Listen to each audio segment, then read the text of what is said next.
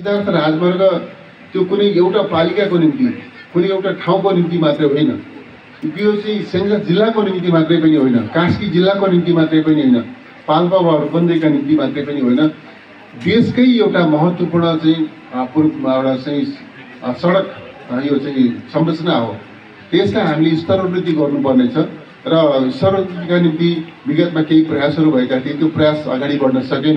अब हामीले त्यसलाई अगाडि बढाउँछौँ र अगाडि बढाइरहँदा हाम्रो सोच के छ भनेदेखि त्यसलाई हामी डेडिकेटेड डबल लेनमा स्तरोन्नति गर्छौँ।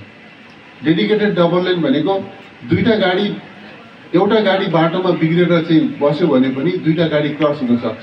त्यस हिसाबले डेडिकेटेड डबल लेनको रूपमा स्तरोन्नति गर्छौँ।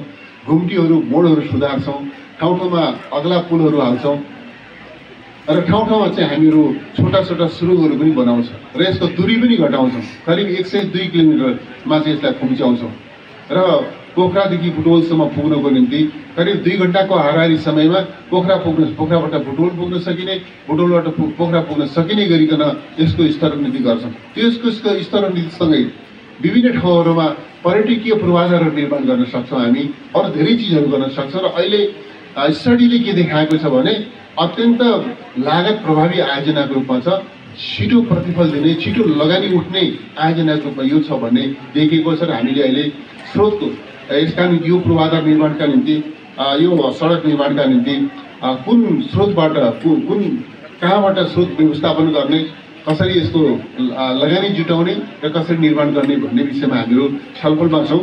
म यहाँलाई विश्वास दिलाउन चाहन्छु।